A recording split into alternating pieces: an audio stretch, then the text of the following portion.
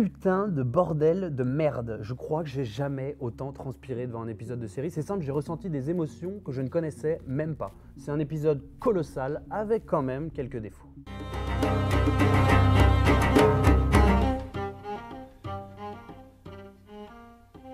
Juste une petite chose avant de commencer, j'ai pu regarder cet épisode grâce à Molotov TV, notre partenaire. Pour ceux qui ne connaîtraient pas, Molotov TV, c'est une plateforme qui vous permet de regarder la télévision via une application. Il y a même des options cool, comme avoir OCS pour seulement 11,90 €, et donc ça vous permet, comme un vrai fanatique comme moi, de regarder l'épisode dès 3 h du matin. Ce troisième épisode de la saison 8 de Game of Thrones, c'est simple, c'est une des choses les plus épiques que j'ai vues à la télévision. C'est une orgie de plans qui resteront gravés dans ma mémoire, c'est certain. On a vraiment un échantillon en 1 h 20 minutes de ce qui fait la majestuosité, la grandeur de Game of Thrones, avec quelque chose que j'adore par-dessus tout, c'est ce sentiment qu'à chaque seconde, chaque personnage, chacun de nos héros est sur un siège éjectable. En tout cas, ça, c'était ma première impression, parce que c'est un peu paradoxal. Je ne sais pas si vous avez eu la même sensation, mais quand j'ai refermé mon ordinateur, quand j'ai éteint ma télé, tout de suite je me suis dit c'était un des trucs les plus intenses que j'ai vu à la télévision. C'était un truc de fou, je suis content que tel ou tel personnage en ait réchappé. Et puis avec un peu de recul, je me suis dit mais est-ce qu'à un moment, des personnages comme Jon Snow, comme Arya Stark, comme Jaime Lannister ont réellement été menacés de mort? Est-ce qu'il y a eu un vrai suspense à un moment précis dans cet épisode? Alors je ne sais pas si ça relève du miracle ou de la non-prise de risque des showrunners qui nous avaient habitués à autre chose, c'est une question à laquelle il faudra répondre. Quoi qu'il en soit, cet épisode, c'est d'abord une ambiance incroyable. C'est-à-dire que l'hiver est tombé sur Winterfell, définitivement. On ne voit plus grand-chose à Westeros, c'est un épisode très sombre au sens littéral du terme, c'est-à-dire que j'ai failli m'arracher la rétine à distinguer les images de la bataille. Alors d'un côté c'est un peu déstabilisant parce qu'effectivement par moment on n'y voit rien, mais d'un autre côté c'est assez intriguant, c'est assez habile puisqu'on se réfère à d'autres sens, notamment Louis. On fait attention au bruit, au silence, surtout que pendant plus d'1 heure il n'y a aucune trame musicale, on est plongé vraiment au cœur de la bataille. La musique elle débarque à un moment clé. C'est ce moment, ce point de rupture, ce moment où on a l'impression que tout est perdu, que chacun des personnages est dans son coin, isolé, proche de mourir. Et là commence la musique de Ramin Djawadi, et là c'est incroyable, elle nous fait penser beaucoup à The Light of the Seven, peut-être la musique la plus connue du compositeur et de la série, et c'est vraiment un moment grandiose. Qui d'autre que le Roi de la Nuit comme victime ultime de cet épisode? Un des grands méchants de la série s'en est allé d'une manière qui risque de diviser un peu les fans. Ça me permet en tout cas d'abord de parler de cette bataille légendaire qui s'annonçait, selon les dires de HBO et des showrunners, comme une des plus grandes scènes de bataille de l'histoire de la télévision. Alors effectivement, quand on compare par exemple des durées de tournage, on sait que c'est beaucoup inspiré du tournage et de la réalisation du Gouffre de Helm dans Le Seigneur des Anneaux, qui a nécessité 14 journées de tournage, contre 55 nuits entières pour la scène de la bataille de Winterfell. Alors bien sûr, leur objectif c'était de faire aussi bien, voire mieux que cet épisode incroyable du Seigneur des Anneaux. Je vous laisse seul juge, pour moi il n'y a pas mieux. Premier point qui m'a frappé dans cet épisode, dans cette bataille de Winterfell, j'ai réalisé, et ça m'a brisé le cœur, à quel point le combat était déséquilibré entre l'armée du Roi de la Nuit et l'armée de l'Alliance des Hommes. C'était fou de voir à quel point cette déferlante de morts-vivants écrabouillait tout sur son passage. Rien que la première scène m'a vraiment... j'ai failli m'évanouir, quoi. C'est-à-dire qu'au bout d'un moment, on lance les Dothraki en quelques minutes, avec des épées enflammées, ils sont vaillants, tu sais que ça va faire des dégâts, et en fait, en l'espace de quelques secondes, l'entièreté des Dothraki est anéantie. D'ailleurs, on ne sait pas vraiment s'il reste quelques survivants, c'est une bonne question, mais si jamais il n'en restait pas, il faudrait quand même saluer ce peuple qu'on a suivi depuis la toute première saison de Game of Thrones et qui nous a quand même bien régalé. Je pense clairement que ça a participé au côté éminemment épique de l'épisode, c'est-à-dire qu'on voit nos héros mener un combat qui est déjà perdu d'avance, comme si c'était Don Quichotte qui se battait contre des moulins avant. Et de voir ça, vraiment, en termes d'émotion, ça a fonctionné avec moi. Ce qui est certain, c'est que la toute-puissance de cette armée du Roi de la Nuit, elle dépend entièrement du Roi de la Nuit et de son pouvoir. Et le moins qu'on puisse dire, c'est que c'est impressionnant. Pendant 1 h 15 minutes, je pense que vous êtes comme moi, je ne voyais aucune faille à son pouvoir. Je ne voyais pas comment on pouvait l'atteindre et comment le vaincre. Jusqu'à ce que... Sa résistance au feu des dragons, par exemple, elle était attendue, d'accord, mais elle est bluffante, c'est incroyable. Et ça ne rassure pas quant à la puissance, la toute-puissance du Roi de la Nuit. Puis surtout, ça risque de renforcer une des théories dont on parlera tout à l'heure. Mais c'est surtout l'étendue de son pouvoir qui a impressionné, la manière dont il gère son armée. Oui, bien sûr, il réveille des morts-vivants, mais ce ne sont pas des morts-vivants classiques. Vraiment des mecs qui foncent dans le tas bêtement, en n'ayant que très peu d'intérêt pour leur propre vie, leur propre corps. Le moment où le fossé est mis en flamme, ils ne se jettent pas dans le feu, ils ne se précipitent pas comme des morts-vivants classiques. Le Roi de la Nuit les arrête et établit une sorte de stratégie puisque les corps s'affalent et éteignent le feu à certains endroits pour que tout le monde puisse passer. Ça, c'était vraiment impressionnant et on se disait, mais c'est impossible que nos héros s'en sortent. De la même façon, ce moment où on croit que tout est perdu et où on croit qu'on assiste au coup de grâce quand le roi de la nuit réveille toutes les victimes de Winterfell. Il réveille dans le même temps les personnes dans la crypte, comme on l'avait dit. Et là, il y a une forme de petite déception. On reste un peu sur notre faim, je ne vais pas vous mentir, de ne pas voir Ned Stark ou Catelyn Stark, bon à la limite pourquoi pas, mais surtout de ne pas voir de victimes parmi les gens de la crypte, parmi nos héros en tout cas. Tout le temps des personnages secondaires pour lesquels on n'a que très peu d'intérêt. Autre pouvoir qui relève du roi de la nuit et qui est incroyablement puissant, ce brouillard givrant, cet immense nuage qui vient s'abattre sur Winterfell. Ça m'a fait penser un peu d'ailleurs à cette scène de l'immense nuage, la tempête de sable dans Mad Max. Mais c'est incroyable parce que ça brouille toutes les stratégies, toute la vision, ça brouille même notre propre vision. Mais ça démontre, encore une fois, la puissance du roi de la nuit, jusqu'à ce que... Alors surtout, cette toute puissance du roi de la nuit est à mettre en perspective avec ce que j'ai trouvé, je ne sais pas si vous êtes d'accord, mais une stratégie militaire assez bancale de l'Alliance des Hommes. Oui, ils n'ont pas eu beaucoup de temps pour la préparer, mais c'est quand même très bizarre, notamment l'utilisation des catapultes, qui tirent 2-3 fois sans jamais que ça ait une vraie utilité. Et puis cette manière d'envoyer les Dothraki un peu à la mort, dans l'obscurité, chargés comme ça. Je sais bien qu'ils ont besoin de vitesse pour être vraiment puissants, mais là, ils les ont envoyés à la mort. C'est un peu un plan sauf qui peut, mais en fait, tu réalises au fur et à mesure de l'épisode que peu importe le plan qu'ils auraient adapté, je pense que ça n'aurait rien changé. C'est vraiment, il fallait se débrouiller contre un truc qui les dépasse. En tout cas, il y a quelque chose qu'il faut vraiment reconnaître à cet épisode, c'est que la réalisation est hyper bien maîtrisée. Elle a été confiée, c'est pas étonnant, à Miguel Sapochnik, qui avait brillé avec la bataille des bâtards, qui garde vraiment quelque chose d'important dans mon cœur. Il avait gagné un Emmy d'ailleurs pour cette bataille, et là encore, il fait preuve d'un talent pour ce genre de scène. J'attends avec impatience qu'il nous fasse vraiment un long métrage, un film épique, un peu à la Gladiator ou à la Kingdom of Heaven. La scène marquante de cet épisode, pour moi, est loin d'être la scène la plus importante. Ça pourrait même presque paraître anecdotique. Et pourtant, c'est celle qui m'a fait flancher et qui a fait que j'ai presque versé une larme en assistant à ces images. C'est le lien qu'on voit se nouer à l'écran entre Sansa et Tyrion au moment où tout semble perdu dans les cryptes de Winterfell. On a souvent évoqué leur relation forte, étant donné que leurs routes se sont quand même pas mal croisées et qu'ils ont tous deux traversé d'immenses épreuves, mais on n'arrivait pas à vraiment voir comment ça allait se matérialiser à l'écran. Comment tu pouvais créer une émotion entre ces deux personnages où c'est pas évident. Et au final, la preuve qu'on a dans cet épisode, c'est qu'ils ont réussi ça à merveille. Ça a d'abord commencé par une approche un peu plus humoristique. Ils ont allumé la mèche avec cette phrase que j'ai trouvée juste incroyable, où Sansa avoue à Tyrion qu'il a été le meilleur de ses maris parmi toutes les atrocités qu'elle a connues. J'ai trouvé ça très drôle et en même temps ça mettait dans le bain. Et puis cette scène finale incroyable d'émotion, c'est là où vraiment j'étais au bout du rouleau, j'ai failli pleurer, où ils se donnent la main alors qu'ils savent tous les deux qu'ils sont un peu au seuil de la mort. Je trouve cette relation extrêmement forte, incroyablement touchante, et j'aimerais vraiment qu'on poursuive dans ce sens-là dans les prochains épisodes. Et si les deux survivent, j'aimerais vraiment que ça se matérialise et qu'ils vivent vraiment côte à côte. D'ailleurs, en général, j'ai beaucoup aimé les scènes qui se déroulaient dans la crypte. Il y avait un côté un petit peu théâtral, beaucoup dans l'émotion, dans le dialogue, à tel point que je me suis dit on n'en a pas vu assez. J'aurais aimé qu'il y ait un peu plus de scènes dans la crypte et même peut-être des scènes de suspense, des vraies scènes avec des victimes. C'est un truc qui a manqué dans l'épisode, je trouve. Alors cette semaine, j'ai remplacé la décision de la semaine par la question de la semaine parce qu'il y a quelque chose qui m'a vraiment interrogé, voire dérangé dans cet épisode. Quel a été le rôle de Jon Snow dans la bataille de Winterfell?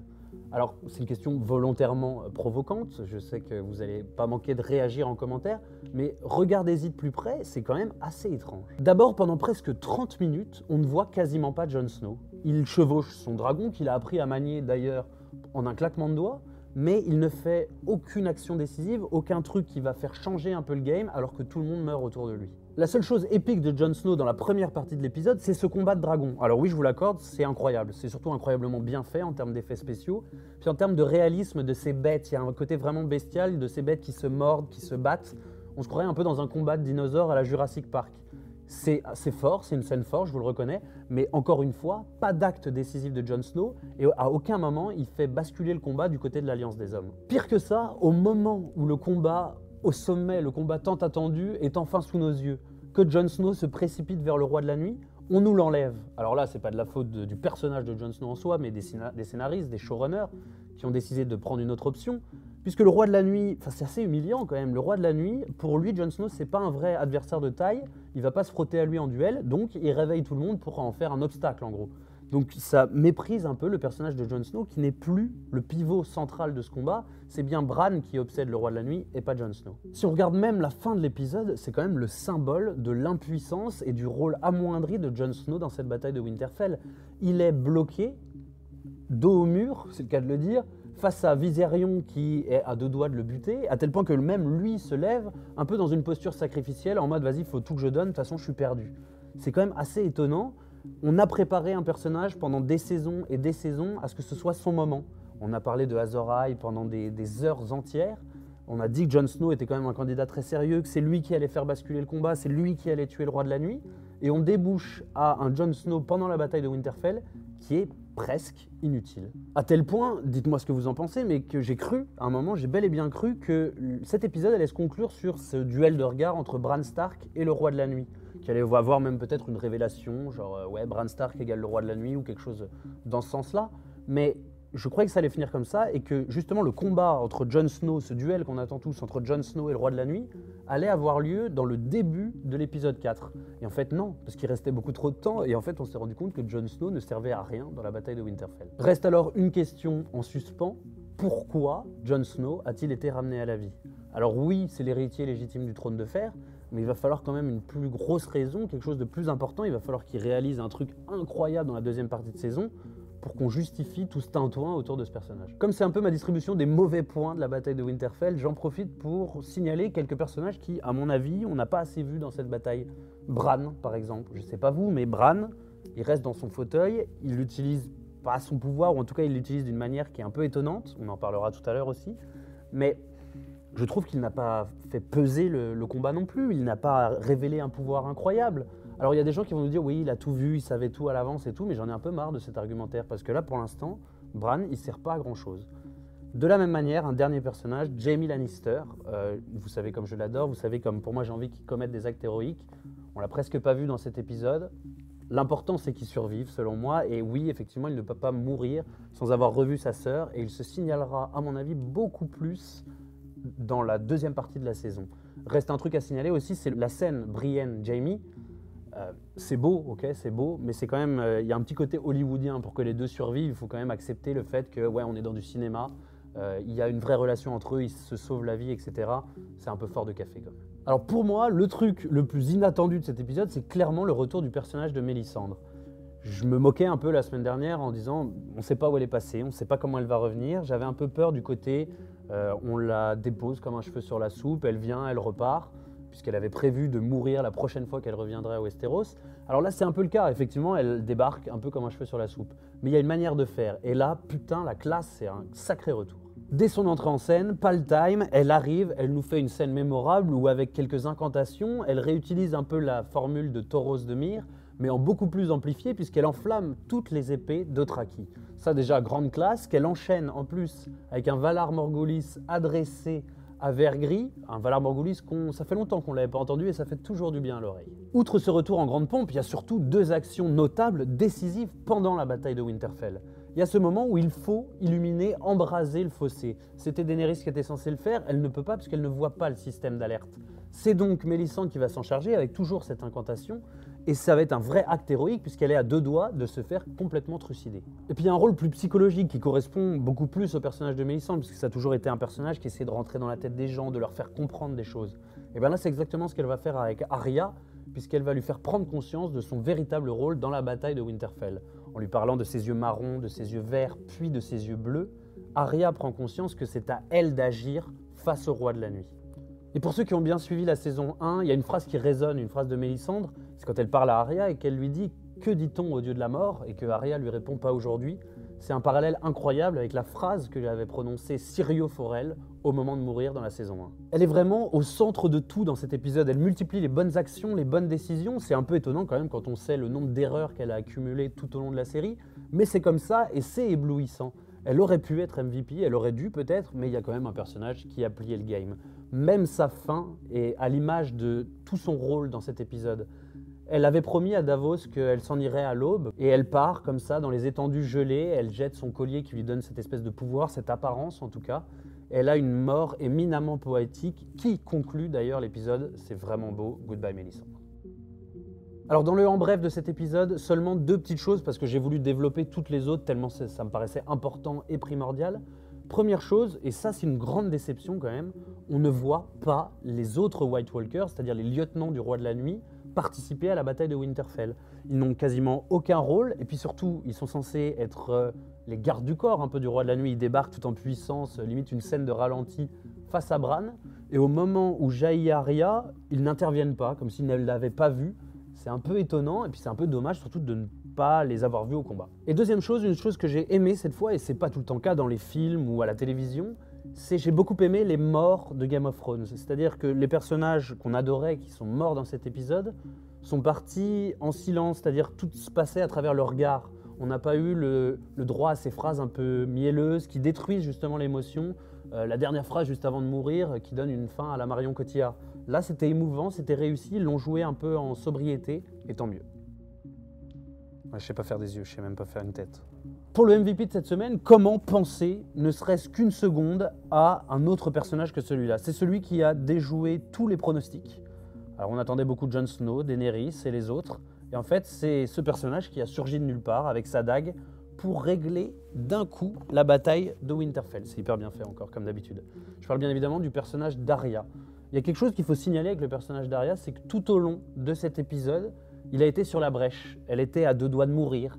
Elle était à chaque fois dans des scènes de tension incroyables, à 2 doigts de la mort. Et pourtant, elle a vaincu tout ça et elle a abouti à quelque chose d'immense, tuer le Roi de la Nuit. On a d'abord eu le droit à une démonstration de force du personnage d'Arya en haut des murailles. On a vu surtout que l'enseignement qu'elle avait suivi auprès des Sans-Visages était quand même d'une sacrée qualité. Même Sir Davos, qui la voit en train de se battre avec l'arme que lui a fabriquée Gendry, est quand même sacrément estomaqué. La question se pose vraiment maintenant, est-ce qu'Arya ne serait pas devenue la plus habile et la plus forte des combattantes de Game of Thrones? Le moment que j'ai trouvé le plus plaisant d'Arya dans cet épisode, c'est bien cette scène de survival. Miguel Sapochnik, dans une interview, avait dit que le plus important dans une scène de bataille, c'est de varier les genres, les registres à l'intérieur même d'une bataille. C'est exactement là ce qu'il a fait avec Arya dans les entrailles de Winterfell, avec le limier Ebéric. On est dans un vrai survival, dans un vrai film d'horreur où elle essaye d'échapper à des morts vivants par des habiles techniques de discrétion, ce qu'elle réussit à merveille. Et puis bien évidemment, il y a ce move de génie, une des actions les plus importantes de la série qui lui permet de venir à bout du Roi de la Nuit. C'est clairement un move de combat qui est digne des plus grands films d'action. Grâce à ça en tout cas, et c'est aussi pour ça qu'elle est le MVP, Arya déjoue tous les pronostics comme je l'ai dit.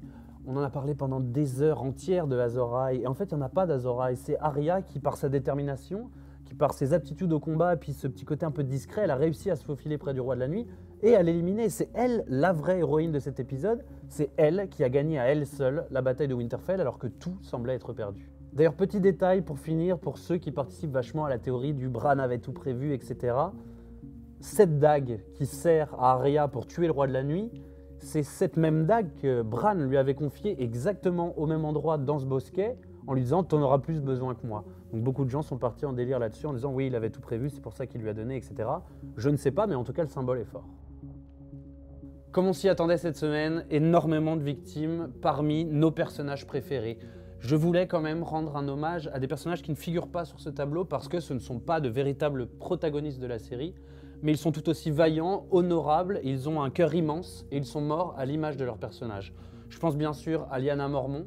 Lyanna Mormont, le symbole est fort, cet enfant qui vient à bout d'un géant. Elle a toujours eu un cœur immense, elle a supporté Jon Snow contre vents et marées. Elle a une mort incroyable, touchante, déchirante, mais aussi pleine de courage à l'image de son personnage. C'est exactement la même chose pour Ed la Douleur. Ed la Douleur qui est mort en étant fidèle aux valeurs de la garde de nuit qu'il a toujours représentées et surtout en sauvant Sam Tarly. Mais malheureusement, pour notre plus grand désarroi, il y a des personnages qui figurent sur ce tableau qui sont morts pendant la bataille de Winterfell. Et je pense que c'est le moment de leur rendre hommage et de faire une petite revue d'effectifs des troupes encore disponibles pour combattre contre Cersei. Bourreau, s'il te plaît, fais ton office. Je voudrais d'abord rendre hommage au personnage de Jorah Mormont. Jorah Mormont, c'est la classe à l'état pur. Il représente toutes les valeurs de la chevalerie. Et puis surtout, il est mort un peu en réalisant ce qu'il a toujours souhaité, c'est-à-dire se sacrifier pour sa reine, celle qu'il a toujours aimée depuis les débuts de la série. C'est la grande classe Jorah Mormont et on ne l'oubliera pas.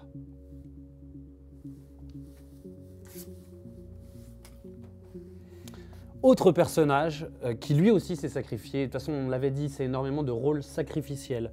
Je pense au personnage de Beric Dondarrion. On s'est beaucoup demandé quel était son rôle un peu caché dans la série. Pourquoi, à de si nombreuses reprises, il avait été réveillé par Thoros de Myr. Et bien là, on a compris. Il avait un but plus large, plus important, qui était de sauver Arya Stark des mains des morts-vivants et donc lui permettre de vaincre le roi de la nuit. C'est exactement ce qu'il a fait dans une scène dont on se souviendra toujours quand il se tient comme ça contre le mur. Beric éblouissant et aussi un hommage à lui rendre. On a ensuite le personnage de Theon. Theon, c'est un personnage, il est passé par tous les états dans cette série quand même. Il était au départ assez arrogant, plutôt désagréable. Et puis après, au fur et à mesure, il est devenu martyrisé, c'est devenu une vraie victime. Et puis après, il est redevenu quelqu'un d'admirable en sauvant Sansa des mains de Ramsay. Enfin bref, il a eu un parcours tout à fait compliqué et il a fini sa vie, il a conclu son arc narratif par un acte héroïque, c'est-à-dire protéger Bran le maximum possible et puis se jeter à corps perdu contre le roi de la nuit en sachant très bien que ça n'allait pas le faire. D'ailleurs, les mots de Bran concluent assez bien toute son histoire. Tu es un homme bon. Je pense que la boucle est bouclée. Bravo Theon. Un autre personnage qu'il faut forcément signaler, c'est le personnage de Mélisandre. On en a déjà beaucoup parlé. J'ai pas besoin de m'étaler plus, mais c'était le truc inattendu de cet épisode et elle a régalé. C'est elle qui a forcément aidé à ce que le roi de la nuit soit vaincu. Donc Mélisandre, merci, chapeau bas et voilà, bon vent. Elle est partie se balader dans les étendues gelées.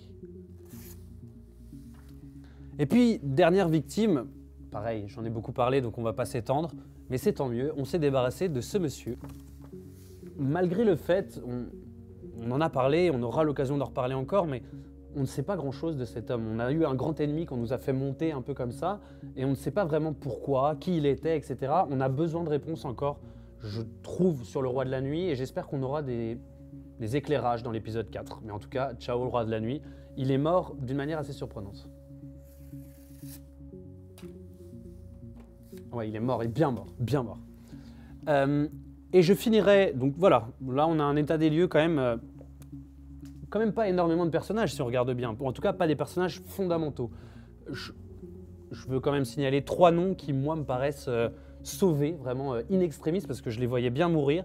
C'est Vergris qui, je sais pas pourquoi, même à l'intérieur de l'épisode, il y avait énormément de plans où on se disait, ça y est, c'est la fin pour lui, il va commettre un truc irréparable, il va avoir un acte héroïque de dingue. Eh ben non, il en a réchappé, il va pouvoir retrouver sa chère Missandei sans problème. Et je finirai par Brienne et Tormund. Les deux étaient quand même aussi dans des situations... Tormund, c'est quand même le mec drôle, le gros balourd qui est à 2 doigts de mourir à chaque épisode. Là, il s'en est bien sorti, on l'a pas trop vu non plus. Puis Brienne, c'était le côté... l'adoubement de l'épisode précédent. C'était un peu comme une fin à son histoire. Elle avait eu enfin sa consécration. Eh bien non, elle est toujours là, elle est toujours debout. Et elle pourra encore nous régaler dans les épisodes prochains.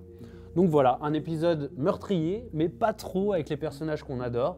On verra comment ça va évoluer, j'espère pas trop mal.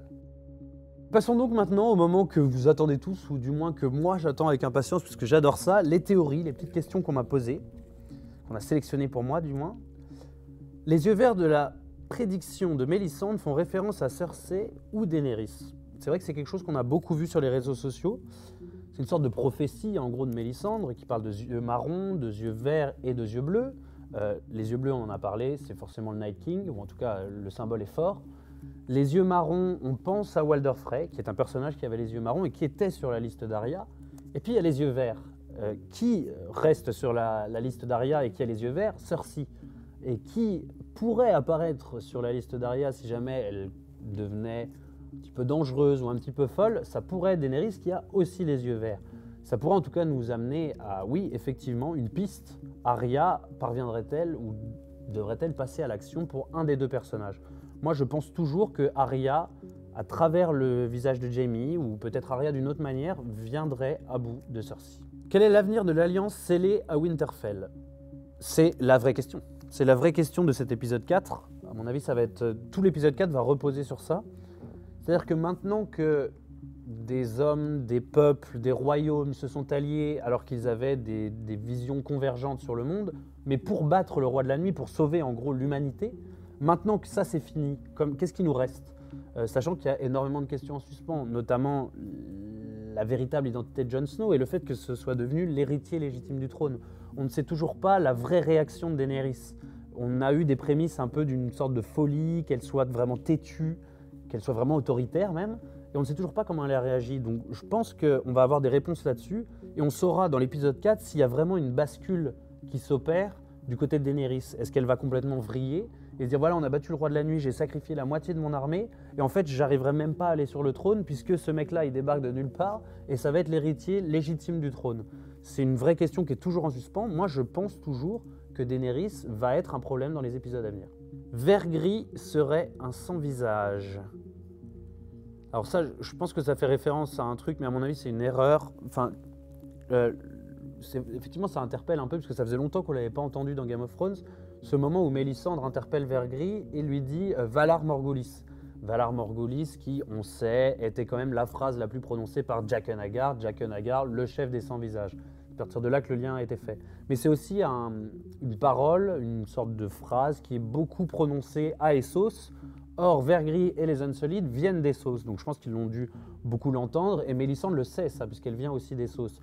Donc forcément, c'est plus un salut d'Essos qu'autre chose. À mon avis, c'est pas annonciateur d'une grande théorie beaucoup plus vaste. Je sais que les gens rêvent de voir Jaqen H'ghar, moi en premier, mais je pense qu'on n'est pas dans ce délire-là. Et puis une dernière question pour la route. Sur un sujet que j'attendais, même si là on est... Bran aurait manipulé le Night King pour servir ses intérêts. Ça répond à mon avis à un truc, c'est qu'il y a un vrai mystère dans cet épisode autour du personnage de Bran. Il est assez, voire complètement inactif, et en même temps il est serein comme d'habitude, enfin il est impassible, comme s'il avait une vue d'ensemble, comme s'il avait tout prévu. C'est d'ailleurs souvent une excuse pour justifier son inactivité. On lui dit ouais mais t'inquiète, il a tout prévu et tout. Moi je demande à voir quand même. Mais là le fait est que ce moment où il quitte Theon et lui dit attends je dois y aller, il se wargue, il se transpose à travers ses corbeaux, ce qu'on connaît bien, etc. Et puis il croise la route du Night King. Night King qui donne ses ordres, etc. Qui a, si vous regardez bien, je ne sais pas si c'est lié au blizzard ou pas, mais des yeux un peu bizarres, pas bleus comme d'habitude, mais à la limite du blanc, comme quand on prend le contrôle de quelqu'un, justement. Est-ce qu'il y a pu avoir une sorte d'échange? Est-ce que Bran a atteint un tel pouvoir qu'il a pu pénétrer l'esprit du roi de la nuit, qu'il a pu le manipuler, en prendre le contrôle, ou alors tout simplement fait une sorte de négociation avec lui? En tout cas, cette scène, elle répond vachement au tête-à-tête entre les deux personnages qui dure longtemps, qui a l'air d'être plein de sens, même si nous, ça nous échappe, entre le roi de la nuit et Bran qui se regardent un peu comme ça avant que le roi de la nuit essaye de passer à l'action. Il y a énormément de mystères autour de ça. On n'a toujours pas résolu qui était le roi de la nuit. Beaucoup pensent que c'est un Targaryen, notamment avec une scène de cet épisode où il résiste aux flammes des dragons, comme Daenerys au final. On ne sait pas quel est l'objectif du roi de la nuit, on ne l'a jamais su. Il faudra qu'on ait des réponses, à mon avis, dans cet épisode 4, où on nous explique pourquoi il était là, pourquoi il a fait un tel chantier. Parce que s'il tourne la page hyper rapidement, je ne comprendrai pas, je ne trouverai pas ça hyper justifié. Il est grand temps désormais de rendre notre verdict, de donner une note à cet épisode tant attendu de Game of Thrones. S'il te plaît. Alors il y a un truc qui est un peu compliqué quand on doit noter sur 5, c'est qu'on manque un peu de nuance. Alors oui, je mets 4 sur 5. Tu peux te disposer, s'il te plaît. Comment ça? Ah ok, il n'a pas kiffé du tout. Il est à 2 sur 5. Comme ça, il y a tous les camps qui se retrouvent dans cette vidéo. Soit vous êtes du côté du bourreau, soit vous êtes du mien. Moi, j'ai mis 4 sur 5, donc tu peux disposer cette fois, s'il te plaît. J'ai mis 4 sur 5 parce que, exactement comme le premier épisode. Alors oui, c'est pas du tout le même épisode, et c'est pas pour les mêmes raisons, mais je vais essayer de vous expliquer pourquoi. La réalisation, d'abord, de cet épisode est brillante. Ce qui frappe avec cet épisode, c'est la mise en scène impeccable, le côté colossal, le spectacle éblouissant. On a 80 minutes de baston, mais on a aussi tout un équilibre. On joue beaucoup sur les respirations. C'est pas que de la frappe, que de la tape. On alterne les scènes et c'est ça qui contribue à une émotion galopante dans l'épisode. En fait, l'émotion nous assaille exactement de la même manière que le roi de la nuit est en train d'assaillir Winterfell. Avec cet épisode, on passe par tous les états et on en redemande. On voudrait même que ça dure encore plus longtemps. Et puis il y a quelque chose qu'il faut dire quand même, c'est que c'est difficile de faire mourir des personnages dans une série. Et là, Game of Thrones, pour l'instant, avec les personnages qui sont morts dans ce 3e épisode, il y en a encore à venir, mais pour l'instant, GOT a réussi son pari en rendant des scènes avec énormément d'émotion, de spectacle, des scènes éblouissantes. Alors oui, ça peut peut-être paraître étonnant d'avoir tant monté en épingle une bataille, un affrontement contre le roi de la nuit, comme si c'était le truc le plus important de la série, et d'au final le régler en un seul épisode où il n'y a pas vraiment de mort fondamentale, où on ne prend pas vraiment de risque au niveau des choix scénaristiques. Mais moi, je suis content de ça parce que c'est pas la bataille qui me paraît la plus importante. Je suis au final plutôt satisfait qu'on en termine avec cet affrontement contre le roi de la nuit et son armée de morts-vivants, parce que pour moi, le nerf de la guerre, le truc le plus intéressant, le truc le plus important, c'est bien le combat entre les hommes et le combat entre Jon Daenerys et Cersei de l'autre côté. C'est là où pour moi vont se révéler tous les sentiments les plus humains et c'est là où il y aura peut-être le plus d'émotions, le plus de spectacles, parce qu'il y a énormément de passifs, il y a énormément des histoires de vengeance, de haine, d'amour, beaucoup de choses qu'il n'y avait pas avec le roi de la nuit qui était un méchant un peu sans cœur, sans parole, sans émotion. Il reste un petit goût amer quand même à la fin de cet épisode. Un vrai point négatif, c'est qu'on a l'impression, avec un peu de recul, que les showrunners n'ont pas pris d'énormes risques à travers cet épisode. On en parlait tout à l'heure, j'ai pas l'impression que les héros, les personnages principaux aient été à un quelconque moment en véritable danger dans cet épisode. Game of Thrones, son brio, le côté incroyable de cette série, c'est aussi de nous sortir de notre zone de confort, de nous déstabiliser vraiment violemment. Et là, même si j'ai eu peur, il y a eu des vrais moments de tension, j'ai pas été bousculé comme j'ai pu l'être auparavant. Et puis je terminerai par une chose, une question qui est à mon avis un gros point négatif, mais qui est aussi une interrogation pour la suite. Je suis vraiment étonné du traitement qui a été fait du personnage de Jon Snow. C'était son moment, c'était là où il était censé briller, révéler son pouvoir, et au final il a eu un rôle minime. Alors je me demande bien ce que les showrunners lui ont réservé. Et puis surtout, au-delà des nombreuses qualités de cet épisode et des quelques défauts, il y a un sentiment qui prédomine. J'ai le sourire au coin des lèvres puisque je me dis qu'il nous reste 3 épisodes entiers pour boucler la boucle. Il y a tellement de choses en suspens, tellement de choses à régler, tellement d'affrontements encore. Pour conclure, en gros, 10 ans, notre vie, j'étais en transe à la fin de cet épisode, je le suis toujours. On se retrouve la semaine prochaine avec plus d'impatience que jamais pour le débrief de l'épisode 4 de la saison 8 de Game of Thrones. Comme d'habitude, n'hésitez pas à nous dire en commentaire si vous êtes d'accord avec mon avis sur l'épisode. J'ai vu que c'était assez partagé, des gens étaient vraiment satisfaits, d'autres beaucoup moins. Si vous avez d'autres théories, si vous avez remarqué d'autres choses qui auraient pu nous échapper, c'est toujours intéressant d'en parler en commentaire. Et puis en attendant que notre vidéo arrive, likez, partagez, abonnez-vous et puis envoyez-nous de l'amour. On se retrouve très bientôt. Ciao!